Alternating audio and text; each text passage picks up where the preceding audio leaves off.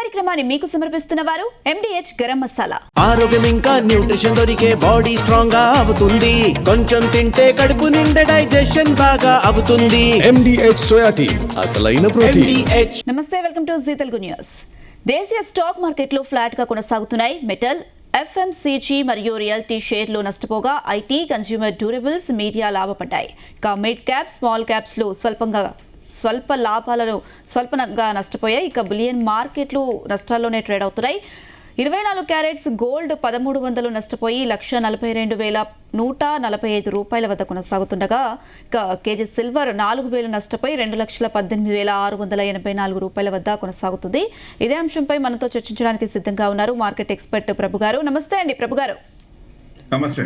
Morning చూసుకుంటే stock markets నష్టాలతో ప్రారంభమయ్యాయి. ప్రస్తుతం అయితే ఫ్లాట్ గా కొనసాగుతున్నాయి. క్లోజింగ్ ఎలా ఉండే అవకాశాలు ఉన్నాయంటారు?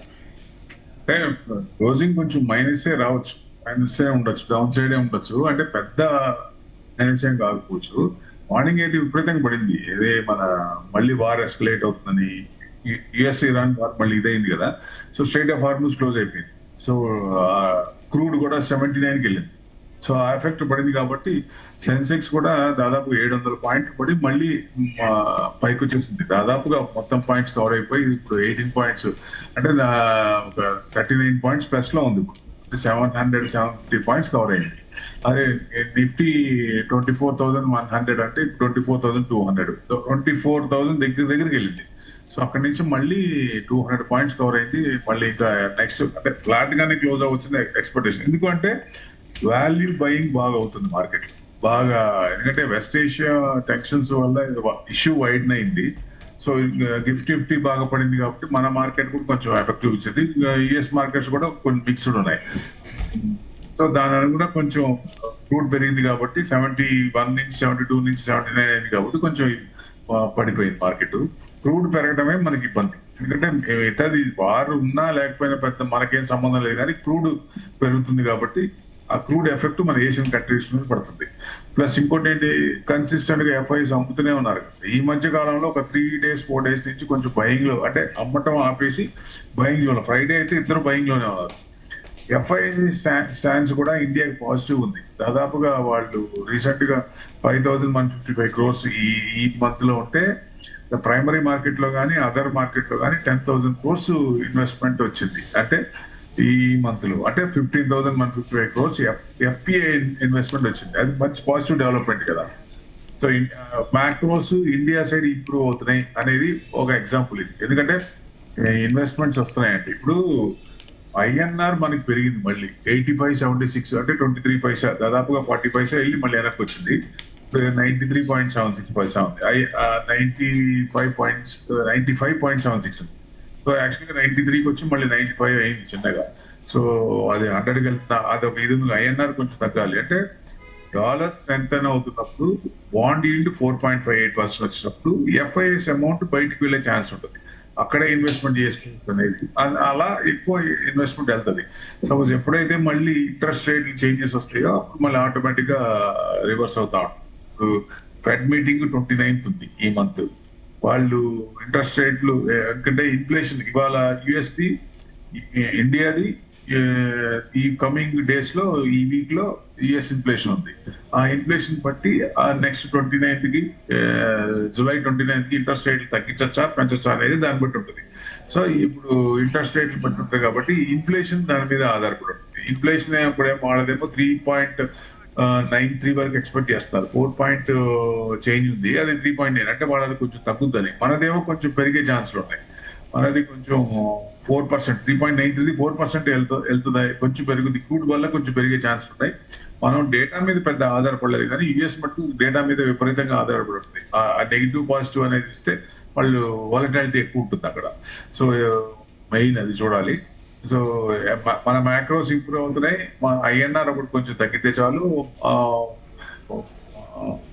అదే వర్షాలు కూడా 14% షార్టేజ్ అంటారు. రీసెంట్ అది కొంచెం తగ్గింది. నెక్స్ట్ ఈ కమింగ్ డేస్ లో కూడా వర్షాలు కొంచెం పడితే, భారీగా కొంచెం పడితే అప్పుడు కొంచెం అది కూడా కవర్ అవుతుంది. మాన్సూన్ కూడా మనకి పాజిటివ్ వచ్చి తీసుకుంది. అంటే ఇప్పుడు వరల్డ్ వైడ్ లో వీక్నెస్ ఇన్ చిప్ ట్రేడింగ్. అంటే చిప్ ట్రేడింగ్ కంపెనీస్ లో ఎఫ్పిఐ అమౌంట్ వాళ్ళు సెల్లింగ్ లోకి వస్తారంటే ఎగ్జాంపుల్ సౌత్ కొరియాలో వాళ్ళు పెరిగిందంటే అది విపరీతంగా పెరిగింది, 200% 300% పెరిగింది.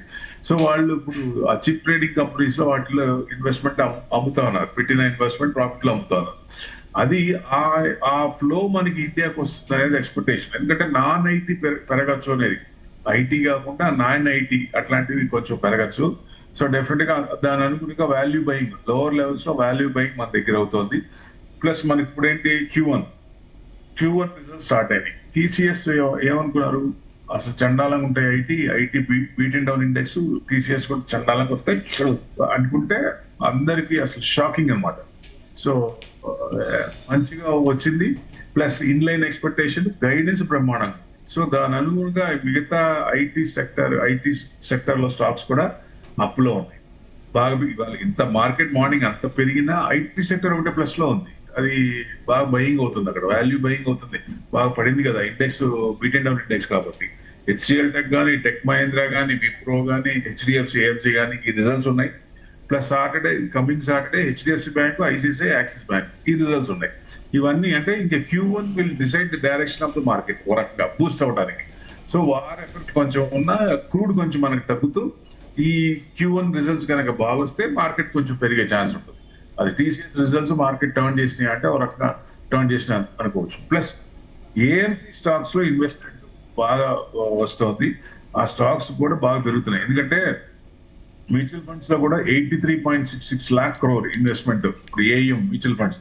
ఒకప్పుడు 60-65 బాగా చేంజెస్, ఈ 2.5 years లో బాగా పెరిగింది. సో నెక్స్ట్ కమింగ్ ఇయర్స్ లో బాగా పెరగచ్చు, 100 లక్షల కోట్లు అవ్వచ్చు అతి తొందరలోనే ఎక్స్పెక్ట్ చేస్తాం మ్యూచువల్ ఫండ్స్. అంటే ఎక్కువ మంది కూడా సిప్ లో కానీ, మ్యూచువల్ ఫండ్స్ లో కానీ, డిజిటల్ గోల్డ్, డిజిటల్ ETF ఇట్లాంటి వాటికి ఉంటే వాటిల్లో కొంచెం ఇన్వెస్ట్మెంట్ చేస్తా ఉన్నారు, దానివల్ల ఎక్కువ పెరుగుతా ఉంది మెయిన్ అది మాట. సో అది ఎఫెక్ట్. అంటే ఏదేమైనా మార్కెట్ వచ్చేసి 23,800 నుంచి 24,600, రీసెంట్ కూడా మనకి 24,500, 510, 550 వచ్చి అక్కడి నుంచి మళ్ళీ తగ్గిపోయింది. సో డౌన్ లెవెల్ 23,800 అది కట్ అవుతుందా అంటే, ఒకవేళ ఏదైనా కొత్త న్యూస్ కానీ, ఏదైనా ఇంటెన్స్ న్యూస్, ఏదైనా నెగిటివ్ న్యూస్ వచ్చినప్పుడు అది కట్ అయినా మ్యాక్స్ టు మ్యాక్స్ అక్కడికి 23,500 తీసుకోవచ్చు, మ్యాక్స్ టు మ్యాక్స్, అంతకు మించి తగ్గపోవచ్చు. అసలు యాక్చువల్గా 23,800 కూడా కట్ కాకపోవచ్చు అనేది ఎక్స్పెక్ట్ చేస్తారు, ఎందుకంటే ఎక్కువ సార్లు అక్కడి నుంచే రివర్స్ అయింది. రీసెంట్ గా 2 days బ్యాక్ కూడా అక్కడి నుంచే రివర్స్ అయింది. సో ఈ రేంజ్ బౌండ్ లోనే ఉండొచ్చు అనేది. ఇంకా ఏదైనా బ్రేక్అవుట్ అవ్వాలన్నా కొంచెం స్ట్రాంగ్ ఉండాలి, బ్రేక్ డౌన్ అవ్వాలన్నా నెగిటివ్ న్యూస్ కొంచెం స్ట్రాంగ్ వస్తేనే ఆ లెవెల్స్ బ్రేక్ అయ్యే ఛాన్స్ ఉంటుంది. సో ఏదైనా మీన్ యావరేజ్ 24,000 రేంజ్ లో మంచి సపోర్ట్ లెవెల్ అనుకోవచ్చు. ఎప్పుడైనా అది కిందకి వస్తున్నప్పుడు కొంచెం డౌట్, పైన వస్తున్నప్పుడు కొంచెం మార్కెట్ ట్రెండింగ్ లోనే ఉన్నట్టు తీసుకోవచ్చు. 24,000 స్ట్రాంగ్ గుడ్ సపోర్ట్. ఆప్షన్స్ లో చూసినా ఎక్కువ మంది అక్కడ బాగా పుట్లో ఉన్నారు. సో దాని అనుగుణంగా అంతకు మించి కిందకి రావట్లేదు. సో మెయిన్ అది కారణం తీసుకోవచ్చు, ఆ ఎఫెక్ట్ బాగా చూపిస్తోంది మీకు. టోటల్ గా చూస్తే అంటే ఎక్కువ మనకి మార్కెట్ లో ఏమి స్టాక్స్ ఎట్లా మెయిన్ చూసుకోవాలంటే AMC స్టాక్స్ బాగా పెరుగుతున్నాయి. ఎవరైనా సరే AMC స్టాక్స్ అంటే ఇప్పుడు HDFC AMC కానీ, ICICI AMC కానీ, అట్లా AMCలు ఉంటాయి కదా, ఆ AMCలన్నీ కూడా ఇన్వెస్ట్మెంట్స్ బాగా అవుతున్నాయి, బాగా విపరీతంగా ఉంటారు. ఎందుకంటే మ్యూచువల్ ఫండ్స్ AMC దగ్గర అమౌంట్, లిక్విడిటీ, క్యాష్ ఎక్కువ ఉంటుంది. ఇదివరకు 2 to 3% అట్లా ఉండేది, ఇప్పుడు 10% అబౌవ్ ఉంటుంది. సో అందుకనే మార్కెట్ పడినప్పుడల్లా వాళ్ళు ఎక్కువ చేస్తా ఉన్నారు మంచి స్టాక్స్, వాల్యూ బయింగ్. అట్లా బీటెన్ డౌన్ ఇండెక్స్ చూసుకుంటే ఐటీ కదా, ఐటీ స్టాక్స్ లో విపరీతంగా కొంటా ఉన్నారు. సో పడినప్పుడల్లా, మార్కెట్ పడినప్పుడు ఎక్కువ చేస్తారు కాబట్టి అది మంచి వాల్యూ బయింగ్ అనుకోవచ్చు. సో డెఫినెట్ గా మన మార్కెట్ ఏదైనా ట్రిగర్ పాయింట్ వచ్చినప్పుడు ఆ ట్రిగర్ పాయింట్ తీసుకొని కొంచెం ముందుకెళ్తున్నా అంటే డెఫినెట్ గా పాజిటివ్ న్యూస్. అంటే క్రూడ్ మెయిన్ తగ్గుతూ, సో Q1 రిజల్ట్స్ బాగుంటే, వారు కనుక సీజ్ ఫైర్ అయిపోయి మొత్తానికి ఇద్దరు అగ్రిమెంట్ అయి సిగ్నేచర్ చేస్తే మటుకు డెఫినెట్ గా ఉంది. కానీ అక్కడ సిగ్నేచర్ చేసేటట్టు కనపడట్లా, ఎందుకంటే పైన రష్యా యుక్రెయిన్ వార్ ఉంది కదా, అలాగే దీన్ని కూడా అట్లానే చేస్తారా, గుర్తొచ్చినప్పుడు యుద్ధం చేస్తారా అని. సో అట్లానే ఇది కూడా అవుతుందా అంటే ఫర్దర్ మూవింగ్ అది కూడా అంతే కావచ్చు. ఎందుకంటే ఏదన్నా ఇష్యూ ఉంటేనే కదా క్రూడ్ ఎక్కువ అమ్ముకునేది, లేకపోతే క్రూడ్ తక్కువగా అమ్ముకోవాలి. అందుకే యుఎస్ ఎప్పుడు కూడా ఏదో ఒక ఇష్యూ పెట్టుకొని దాని ఇష్యూ బాండ్ చేస్తూ దాని అనుగుణంగా క్రూడ్ పెరిగినప్పుడు క్రూడ్ ఎక్కువగా అమ్ముకునే ఛాన్సెస్ చూస్తుంటారు వాళ్ళు. అది ఫస్ట్ నుంచి కూడా వాళ్ళ తీరు, 10 ఒకటే ఒక పద్ధతి లాగే ఉంటుంది. ఎందుకంటే ఫైనాన్షియల్ తప్ప మిగతాది ఏం ఉండదు. రిలేషన్స్ దగ్గర ఉండదు. ఇంకా చూసాం కదా యూరోపియన్ కంట్రీస్, దగ్గర ఉన్న కంట్రీస్ ఎంతకాలం దగ్గర పెట్టుకొని ఇప్పుడు మీరు మీ ఇన్వెస్ట్మెంట్ మీరే చేసుకోండి, మా ట్యాక్స్ డబ్బులు మీకు ఎందుకు కట్టాలి, మీ డిఫెన్స్ దానికి మేము ఇన్వెస్ట్మెంట్ ఎందుకు చేయాలి, మీ డిఫెన్స్ ఇన్వెస్ట్మెంట్ మీరే చేయాలనుకున్నప్పుడు వాళ్ళు ఇండియాకి వచ్చి డిఫెన్స్ కంపెనీల్లో, మన కంపెనీస్ లో బీడీఎల్ కానీ బీడీఎల్ ఇట్లాంటి కంపెనీస్ కొన్ని ఉన్నాయి కదా డిఫెన్స్ కంపెనీస్. సో అలాంటి కంపెనీస్ మొత్తం వాటిలో ఇన్వెస్ట్మెంట్ ఆర్డర్స్ ఎక్కువ ఇస్తారు. సో మనకి డిఫెన్స్ సెక్టర్ కానీ రైల్వేస్ ఒకప్పుడు రైల్వేస్ అంటే కొంచెం ఇదిగా ఉండేది. ఇప్పుడు రైల్వేస్ చూస్తే ఫ్యాంటాస్టిక్ డెవలప్మెంట్, గవర్నమెంట్ ఇన్వెస్ట్మెంట్ మంచిగా చేసింది, దాంట్లో రిటర్న్స్ వచ్చే అవకాశాలు ఇంకా పెరుగుతాయి. ఎందుకంటే ఎగ్జాంపుల్ గా ప్లాట్ఫామ్ టికెట్ దాదాపుగా ఎక్కువ పెంచి 10 రూపాయలు ఉన్న ప్లాట్ఫామ్ బాగా పెంచే ఛాన్స్ ఉంటాయి. అట్లా ఫ్లైట్ ఛార్జెస్ కానీ అన్నింటిలో కూడా లాభాలు లభిస్తాయి. సో ఆర్టీసీ ఇప్పుడు మనకి లాభాల్లో ఎట్లా వచ్చిందో అట్లానే ఫ్లైట్ ఛార్జెస్ ఇవన్నీ వల్ల విపరీతంగా ట్రైన్స్ వాటిల్లో ఆ సెక్టర్ లో బాగా వచ్చే ఛాన్సులు ఉంటాయి. అందుకని ఎక్కువ మంది కూడా ఒక 3 years టార్గెట్ పెట్టుకుంటే రైల్వే స్టాక్స్ అన్ని కూడా విపరీతంగా పెరిగే ఛాన్సులు ఉంటాయి. మెయిన్ అనమాట. అంటే దానివల్ల long term minimum 3 to 5 years target పెట్టుకుంటే ఎవరైనా defence stocks, railway stocks, last 1 year నుంచి ఇబ్బంది పడతా ఉన్న స్టాక్స్, ఆర్వీఎన్ ఇట్లాంటివన్నీ స్టాక్స్ కూడా లాంగ్ టర్మ్ ఇన్వెస్ట్మెంట్ చేసుకుంటే మంచి రిటర్న్స్ వచ్చే అవకాశాలు ఉన్నాయంటే ఇండివిజువల్ గా ఏదైనా మన ఆ సెక్టర్ లో ఉన్న స్టాక్స్ బాగా పడిని కన్సల్టేషన్ తీసుకొని బ్రేక్అవుట్ అవడానికి రెడీగా ఉన్నాయి, అలాంటి వాటిలో ఇన్వెస్ట్మెంట్ చేసుకుంటే మనకి రిటర్న్స్ మంచిగా వచ్చే ఛాన్సెస్ ఉంటుంది. సో మెయిన్ ఏఎంసీలు, డిఫెన్స్, రైల్వేస్ ఇవన్నీ కూడా ఇట్లాంటి వాటిల్లో కూడా ఆ సెక్టర్ లో మనకు నచ్చిన స్క్రిప్ట్స్ ఫండమెంటల్ గా స్ట్రాంగ్ ఉన్నాయి. ఏ స్క్రిప్ట్ లోవర్ లెవెల్స్ లో ఉన్నాయి. రీసెంట్ లోస్ చూసుకుంటే ఇక్కడ తక్కువలో ఉంది, హైలో ఉంటే మళ్ళీ పడే ఛాన్స్ ఉంటాయి. కాబట్టి రీసెంట్ లోస్ ఉన్నప్పుడు అలాంటి వాటిలో ఇన్వెస్ట్మెంట్ చేస్తే మీకు లాంగ్ 3 years టార్గెట్ పెట్టుకుంటే మంచి రిటర్న్స్ వచ్చే అవకాశాలు మెండుగా ఉంటాయి. Yes sir. ప్రభు గారు, మీరు ఇందాక ఒక పాయింట్ చెప్పారు కదా ఐటీ సెక్టర్కి సంబంధించి. ఇవాళ ప్రధానంగా ఐటీ సెక్టర్ 4% పెరగడం చూస్తున్నాం. అంటే ఐటీ సెక్టర్ రీబౌన్స్ అయింది అనుకోవచ్చా? అంటే పడింది 50% అబౌవ్ అయింది. 4% తో రీబౌండ్ అని చెప్పలేం కదా. సో అది కన్సిస్టెంట్ గా పెరగాలి. సో 50% అబౌవ్ పడింది. So beaten down index IT. So మీద ఏదైతే ఉందో ఆ పొర పోవాలి. సో లే ఆఫ్స్ జరుగుతున్నాయి. ఆంథ్రాలజీ మీద కొంచెం అట్లా తక్కువలో ఆ సాఫ్ట్వేర్లు అన్ని వాళ్ళు ఫ్రీగా అప్లోడ్ చేస్తున్నారు. అందరు కూడా డౌన్లోడ్ చేసుకోవచ్చు, ఎంప్లాయీస్ తగ్గించుకోవచ్చు, ఇవన్నీ ఉంటాయి కదా. సో ఇవన్నీ వల్ల చాలా కొంచెం ఇబ్బంది పడతాం. సో దీనికి ఏదైనా సొల్యూషన్ వస్తే అప్పుడు కొంచెం పెరిగే ఛాన్స్ ఉంటుంది. ఎందుకంటే ఐటీ లేకుండా కంపెనీలు, ఐటీతో పాటు ఏ ఉన్న కంపెనీలు ఫాస్ట్ గా పెరిగే ఛాన్స్ ఉంటుంది. అట్లా ఐటీ ఇండెక్స్ లో కానీ మామూలుగా ఐటీ షేర్స్ లో కానీ చిన్న కంపెనీలు కానీ అట్లాంటి వాటిలో ఇంప్లిమెంట్ చేస్తారంటే ఎక్కువ ఇన్వెస్ట్మెంట్ చేయాలి. ఎందుకంటే ఇప్పుడు 100 మంది చేసే పని ఒక సిస్టమ్ ఒకళ్ళు చేసేస్తారు అంటున్నారు. అదేమో 24/7 అలుపు లేకుండా చేస్తున్నాడు మిషన్ కాబట్టి మనుషులు అట్లా చేయరు. సో అట్లా 500 మందికి ఎంత ఖర్చు అవుతుందో అంత మందికి ఇప్పుడు పెట్టాలి. సో అలాంటి కంపెనీలు ఇప్పుడు భరించగలవా? సో ఏదైతే కంపెనీలు భరిస్తూ ముందుకెళ్తున్నాయో అవి నెక్స్ట్ 5 years 10 years లో ఐటీని ఇంప్లిమెంట్ చేస్తూ ఏఐని యాడ్ చేసుకుంటే మంచి ఫ్లరిష్ అయ్యే ఛాన్స్ ఉంటాయి. సో అలాంటి కంపెనీలు మనం లాంగ్ టర్మ్ అని పెట్టుకుంటే మంచి రిటర్న్స్ వస్తాయి. ఇప్పుడు బాగా పడ్డాయి కాబట్టి సెక్టార్ సిక్లికల్ కాబట్టి ఈ సంవత్సరం నెక్స్ట్ ఇయర్ ఆ 5 year పెరుగుతాయి. So minimum 3 to 5 years target పెట్టుకుంటే ఎక్కడో చోట ఒక సొల్యూషన్ వచ్చినప్పుడు అక్కడి నుంచి యూటర్న్ తీసుకొని బాగా పెరిగే ఛాన్స్ ఉంటుంది. కానీ మనం చూడాల్సిందల్లా మార్కెట్ పడినప్పుడల్లా మ్యూచువల్ ఫండ్స్ కానీ వీళ్ళు ఇన్స్టిట్యూషన్ కానీ బాగా ఈ ఐటీ స్టాక్స్ లో బాగా బయింగ్ అవుతుంది. So that's main criteria. Minus లో కూడా మార్కెట్ మైనస్ లో కూడా ప్లస్ కు రావడానికి అదే కారణం అనుకోవచ్చు. వాల్యూ బయింగ్ ఐటీలో ఇండెక్స్ లో అవుతుంది. ఇది మంచి షేర్లు వాళ్ళు కొంటా ఉన్నారు. మేబీ లార్జ్ స్కేర్ కొన్నప్పుడు ఇమీడియట్ గా నిఫ్టీ పెరిగే ఛాన్స్ ఉంటుంది కదా. -800 నుంచి ప్లస్ కి వచ్చిందంటే మరి అది ఇదే కదా. సో అట్లా ఆ స్టాక్స్ కొంటున్నారు. మిగతా చిన్న బ్రాడర్ మార్కెట్ కూడా కొంచెం పెరిగే ఛాన్స్ ఉంటుంది. కాబట్టి ఆ బ్రాడర్ మార్కెట్ లో ఐటీ దాంట్లో చిన్న స్టాక్స్ సెలెక్ట్ చేసుకుంటే అది ఫ్యూచర్ లో మంచి మల్టీ బ్యాగర్లు, మంచి కంపెనీలు అయ్యే ఛాన్స్ ఉంటాయి. కాబట్టి మంచి వెల్త్ క్రియేట్ అయ్యే ఛాన్స్ ఉంటుంది. సో ఎవరైనా సరే అలాంటి వాటిలో ఇన్వెస్ట్మెంట్ చేసి చిన్నగా అంటే ఒకేసారి పెట్టుకోకుండా చిన్నగా ఎక్కువ చేసుకుంటా పెట్టుకుంటే మంచిదని ఉద్దేశం. ప్రభు గారు, మనం చూసుకుంటే బులియన్ మార్కెట్ కూడా నష్టాల్లోనే కొనసాగుతుంది. బంగారం, వెండి ధరలు కూడా ఇంకా భారీగా తగ్గుతాయంటూ కూడా చాలా మంది డిస్కస్ చేసుకుంటున్న పరిస్థితి ఏంటి? చాలా వరకు తగ్గే అవకాశాలు కనిపిస్తున్నాయా? ఎంత మేరకు తగ్గే అవకాశం ఉంది? ఇవాళ అయితే 900 మైనస్ ఉంటుంది, 2000 సిల్వర్ ఉంది ఎక్స్చేంజ్ లో. సో 1,42,250 ఉంది, 2,20,520. మనం ఏమనుకున్నాం 140 to 150 అంటే దాదాపుగా 141 అక్కడ దాకా వస్తుంది. 140 కనుక కట్ అయితే కట్ అవడానికి ఛాన్స్లు ఏంటి? ఏదైనా సెంట్రల్ బ్యాంక్స్ ఎక్కువ చేసిన బ్యాంకులు అమ్మితే వాళ్ళు ఎవరు ఇప్పుడు అమ్మరు. సో ఇప్పుడు 165 నుంచి 140కి వచ్చింది. మంచి టైమా అంటే ఇప్పుడు మంచి టైం కొనుక్కోవచ్చు, అంటే కొంచెం చిన్నగా. ఎందుకంటే స్టాగర్డ్ మేనర్లో కొనుక్కోవడం బెస్ట్ అని ఉద్దేశం. ఎందుకంటే ఒకవేళ కొంచెం 140 ఏదైనా కట్ అయినా, న్యూస్ ఏదైనా నెగిటివ్ వచ్చి, ఎందుకంటే ఇంకొక 9% 10% తగ్గచ్చని మనం ఏదైతే ట్యాక్స్ పెంచామో, ఇంపోర్ట్ ట్యాక్స్ పెంచామో 6% నుంచి 15 చేసామో, 9% ఉంది అక్కడ. ఆ 9% తీసేస్తారు. సో తీసేస్తారని expectation, along with long term capital gains, short term capital gains, STT ఇవి తగ్గిస్తారా, అసలు తీసేస్తారా? అసలు తీసే ఛాన్స్ ఉందా అంటే ఛాన్స్ లేదు. తగ్గించడం అంటే తగ్గించే ఛాన్స్ ఉంది. ఎందుకంటే FIs are fleeing from India. ఎక్కడైతే ట్యాక్స్ లేవో అక్కడికి వెళ్ళిపోతున్నారు. వాళ్ళకి ఇక్కడ ట్యాక్స్ రుగ్మత ఇండియాలో ఎక్కువ. సో అందుకనే ఎక్కువ పిండేస్తుంటారు. అందుకనే మనం ఇక్కడికి వెళ్తే బాగా చేస్తారని ఉద్దేశంతో కంటిన్యూస్ వెళ్ళిపోతా ఉన్నారు. సో అది మనం వాళ్ళని పట్టించుకోవట్లేదు. ఉంటే ఏంటి, పోతే పోండి అన్నట్టుగా ఉన్నాం, ఏది డిఐ సపోర్ట్ తీసుకొని.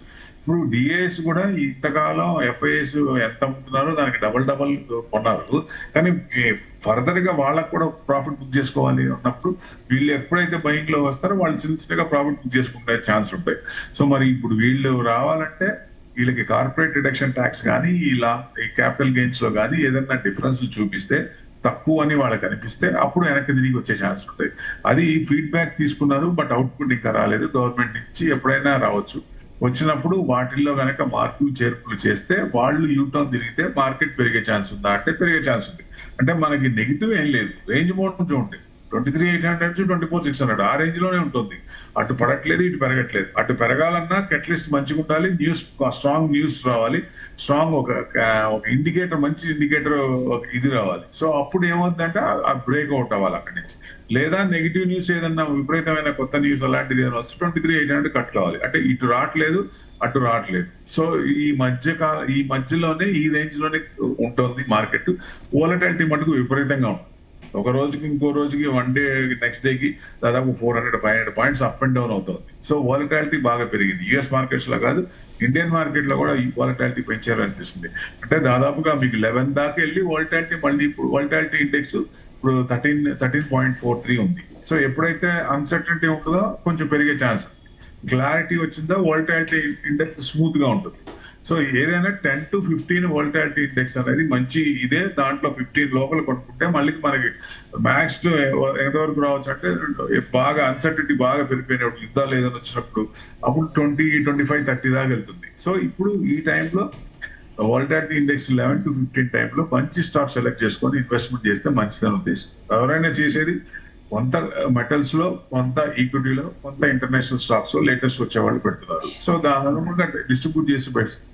ఎందుకంటే మెటల్స్ కూడా ఇప్పుడు బాగా పడ్డాయి. సిల్వర్ బాగా పడింది, మళ్ళీ 4,10,000 ఎక్స్చేంజ్ లిస్ట్ అయినట్టు మళ్ళీ రాదా అంటే వస్తుంది.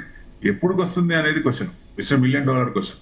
మనం అనుకున్నట్టు సంవత్సరంలోకి వస్తుందా, 2 సంవత్సరాలకు వస్తుందా, రాదు. అప్పుడు ఏదన్నా ఆల్టర్నేట్ ఉండి దీనికి ఏదైనా సిల్వర్ బదులు ఆల్టర్నేట్ వాడచ్చు, ఇది తక్కువ రేట్ ఉంది అంటే తప్ప ఆ ఇండస్ట్రియల్ డిమాండ్ తగ్గదు. సో ఇండస్ట్రియల్ డిమాండ్ పెరుగుతూనే ఉంటుంది. సో ఆ డిమాండ్ ఉన్నప్పుడు సప్లై కంటే డిమాండ్ ఎక్కువ ఉంది కాబట్టి ఇంకా పెరిగే ఛాన్స్ ఉంటుంది. బట్ అగ్రెస్ మెటల్ ఏంటంటే సిల్వర్. పెరిగినప్పుడు కూడా విపరీతంగా ఉంటుంది, తగ్గినప్పుడు కూడా విపరీతంగా తగ్గుతుంది. 4,10,000 నుంచి 2,20,000 ఉంది. మరి ఎంత తగ్గినట్టు, ఎంత పర్సెంటేజ్ తగ్గినట్టు? మళ్ళీ 4 లక్షలు రావాలి, ఎంత టైం పట్టింది? ఫస్ట్ టైం కూడా 75కి వెళ్ళి మళ్ళీ 38కి వచ్చింది. 38 నుంచి మళ్ళీ 75 దాటాలంటే సంవత్సరాలు పట్టింది. సో ఇప్పుడు ఆ పరిస్థితి అంటే అన్ని సంవత్సరాలు పట్టకపోతే ఇప్పుడు డిమాండ్ అంటే రెన్యూబుల్ ఎనర్జీ వస్తుంది, గ్రీన్ ఎనర్జీ వస్తుంది, వాటిలో సిల్వర్ బాగా యూసేజ్ ఉంటుంది, సిల్వర్ డిమాండ్ బాగుంటుంది. సో సోలార్ కానీ వీటన్నిటి కూడా ఇన్వెస్ట్మెంట్, సోలార్ డిమాండ్ అంత లేదు కాబట్టి తక్కువే ఉంది.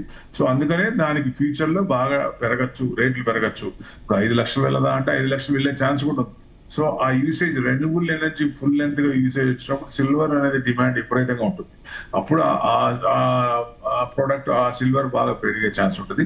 అట్లానే గోల్డ్, సిల్వర్, కాపర్, జింక్, ఇట్లా వీటిల్లో డైవర్సిఫై చేసి అంటే ప్రిఫరెన్స్ ఇస్తూ పర్సంటేజ్ తగ్గిస్తూ 20% లో మీకు నచ్చిన విధంగా ఈ పర్సంటేజ్ మెటల్స్ లో డైవర్సిఫై చేసి పెట్టుకుంటే మంచిది. ఎందుకంటే ఒకేసారి పడితే మొత్తం తీసుకెళ్ళి ఒక దాంట్లో పెట్టామనుకోండి, పడింది అనుకోండి, మళ్ళీ అది పెరిగేదాకా సంవత్సరాలు దాంట్లో ఉంటారు.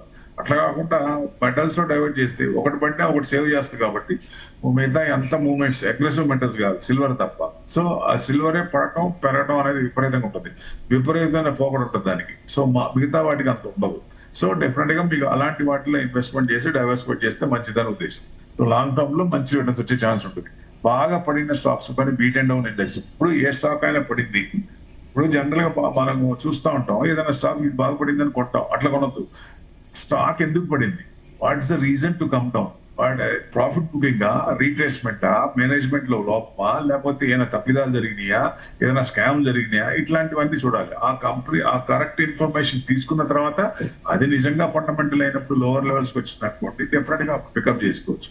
మామూలు కొన్ని కంపెనీలు పడ్డాయని కొన్నాం అనుకోండి, అది ఆ కంపెనీలో ఏమైందో తెలియదు. ఇప్పుడు ఎస్ బ్యాంక్ 400 ఉంది, మరి 400లో 300 ఎంతమంది కొన్నారు, 400 200 ఎంతమంది కొన్నారు, మస్తు మంది కొన్నారు. సో వాళ్ళందరూ ఏమైపోవాలి, ఇప్పుడు ఎంత ఉంది, డబుల్ డిజిట్ ఉంది, అది ఎప్పుడు రావాలి?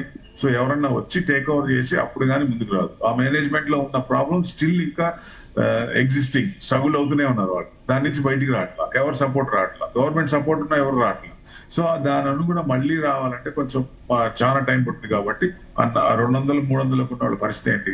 సో అట్లా పీసీ జ్యువెలర్స్ ఉంది, పీసీ జ్యువెలర్స్ కూడా అట్లాంటి company, fundamental strength company. So మరి అది ఏమైపోయింది, దాంట్లో పెట్టిన వాళ్ళు దీంట్లో పిఎంఎస్ లో కూడా దాంట్లో పెట్టి దాంట్లో నుంచి బయటకు వచ్చేసారు. సో అప్పుడు బయటకు వస్తున్నప్పుడు మనం ఎందుకు వస్తున్నాం, దాంట్లో ఆ కంపెనీలో ఏంటి అని తెలుసుకుంటే ఉండాలా లేదా అని తెలుస్తుంది. అట్లా ఏ ఇన్వెస్టర్ అయినా డైవర్సిఫైడ్ పెట్టుకుంటే ఏదన్నా ఒక కంపెనీ, మంచి కంపెనీ, బ్రహ్మాండమైన కంపెనీ అనుకుంటాం. సత్యం కంప్యూటర్ 500 ఉంది, కానీ ఆ రోజు 5 రూపాయలకి వచ్చింది ఆయన డిక్లేర్ చేసినప్పుడు.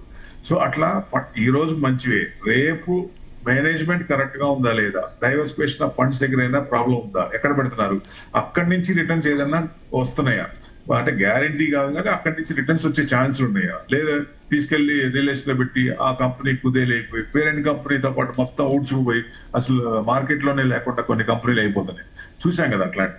సో అట్లా కాకుండా మనకి డైవర్సిఫైడ్ చేసుకున్నప్పుడు ఏదన్నా ఒకటి తగిలినా మిగతా సేవ్ చేస్తాయి. కాబట్టి డైవర్సిఫైడ్ మంత్రం అక్కడే వర్కౌట్ అవుతుంది ఎవరైనా సరే ఇన్వెస్ట్మెంట్ చేసేటప్పుడు. నాకు నచ్చింది కదా అని టోటల్ గా తీసుకెళ్ళి ఒక దాంట్లోనే పెట్టుకుంటే చాలా కష్టం. సో డైవర్సిఫైడ్ చేసినప్పుడు ఏదైనా ఒక కంపెనీ రివర్స్ అయినా మనకి కొంచెం మిగతా అవన్నీ సేవ్ చేస్తాయి. కాబట్టి మన క్యాపిటల్ కి మళ్ళీ ప్రాఫిట్, లాంగ్ టర్మ్ లో ప్రాఫిట్ వస్తుంటే వేరే దాంట్లో దాన్ని అడ్జస్ట్ అవుతుంది అన్నమాట. ఎస్ ప్రభు గారు, మనం చూసుకుంటే mid caps and small caps అయితే కాస్త స్వల్ప నష్టాలతోనే కొనసాగుతున్నాయి. మరి ఇలాంటి టైంలో మిడ్ క్యాప్స్, స్మాల్ క్యాప్స్ వీటిలలో, ఈ షేర్లలో ఇన్వెస్ట్ చేయడం సేఫే అంటారా? 100% సేఫే. మీకు లార్జ్ క్యాప్ కొనాలంటే ఎన్ని షేర్లు వస్తాయి, కొనలేము. ఇప్పుడు నాకున్న క్యాపిటల్ నాకు 2 లక్షలు ఉంది, నేను 2 లక్షలు లార్జ్ క్యాప్ పెడితే నాకు ఎన్ని షేర్లు వస్తాయి, ఎక్కువ రావు. అదే మిడ్ క్యాప్, స్మాల్ క్యాప్ అయితే తక్కువలో ఉంటాయి. కాబట్టి ఇండియాలో మిడ్ క్లాస్, లోవర్ క్లాస్ ఎక్కువ, కాబట్టి ఎక్కువ మంది తక్కువలో కొనుక్కొని మనం పైన అమ్ముకుందాం, బాగా పెరిగినప్పుడు అమ్ముకుందాం అనుకున్నప్పుడు మిడ్ అండ్ స్మాల్ క్యాప్ లో పెడతారు. బట్ స్మాల్ క్యాప్ బాగా మారటానికి, ప్రాఫిట్స్ లోకి రావడానికి విపరీతంగా టైం పడుతుంది. సో పడినప్పుడు ఒక 5 సంవత్సరాలు 6 సంవత్సరాలు పడి మళ్ళీ తర్వాత 5 సంవత్సరాలు 6 సంవత్సరాలు పెరుగుతాయి. సో సైకిల్ అది, సెక్టార్ సిక్లికల్. కాబట్టి ఆ సెక్టార్ లో, ఆ స్మాల్ క్యాప్ లో ఏ సెక్టార్ పడుతున్నాయి చూసుకొని పడిన తర్వాత లీస్ట్ పండించి అక్కడ కొనుక్కోవాలి. ఎందుకంటే స్మాల్ మిడ్ అవడానికి it will take longer time. అదే మిడ్ లార్జ్ అవడానికి కొంచెం అంత టైం పట్టదు, దాంట్లో 50% కూడా పట్టదు. సో ఎందుకంటే ఆల్రెడీ మనకి 4th గేర్ 5th గేర్ లో ఉన్నప్పుడు బండి స్పీడ్ ఉంటుంది. అదే కింద నుంచి రావాలనుకున్నప్పుడు అన్ని డెవలప్మెంట్స్ రావాలి కాబట్టి time, it takes a lot of time. So ఆ డిఫరెన్స్. అందుకే మిడ్ క్యాప్ లో స్టాక్స్ ఏదైనా పెట్టుకున్నప్పుడు ఎవరైనా ఎక్కువ పర్సెంటేజ్ ఈక్విటీ మన ఇన్వెస్ట్మెంట్ చేసినప్పుడు మిడ్ క్యాప్ స్టాక్స్ ఎక్కువ ఉంటే మంచిది. సో తొందరగా లార్జ్ క్యాప్ అయ్యే ఛాన్స్ ఉంటాయి కాబట్టి మనకి రిటర్న్స్ ఎక్కువ వచ్చే ఛాన్స్ ఉంటుంది. మిడ్ క్యాప్ లో ఎవరైనా సరే మంచి ఫండమెంటల్ ఉన్న స్టాక్స్, అలాంటి స్టాక్స్ ఇన్వెస్ట్మెంట్ చేస్తే లాంగ్ టర్మ్ లో మల్టీఫోల్డ్ అయ్యే అవకాశం ఉంటుంది. ఓకే అండి ప్రభు గారు, థ్యాంక్ యూ అండి మీ విశ్లేషణ అందించినందుకు. చూస్తున్నారు కదా, ప్రస్తుతం దేశీయ మార్కెట్లు అయితే ఫ్లాట్గా కొనసాగుతున్నాయి. మార్కెట్లో ఉన్న ఒడిదుడుకులను అర్థం చేసుకొని అటు ఇన్వెస్టర్స్ ఆచితూచి అడుగులు వేయాలని అటు ఎక్స్పర్ట్స్ చెప్తున్న పరిస్థితి. ఇది వాళ్ళ business updates. Keep watching Zee Telugu news. నమస్తే. ఈ కార్యక్రమాన్ని మీకు సమర్పించిన వారు MDH గరం మసాలా, MDH దమాలు, దాల్ తడకా మరియు మష్రూమ్ మసాలా. MDH తో భోజనం ఎల్లప్పుడూ రుచికరం. MDH సదా మీకు కొత్త రుచినివ్వడానికి తయారుగా ఉంటుంది.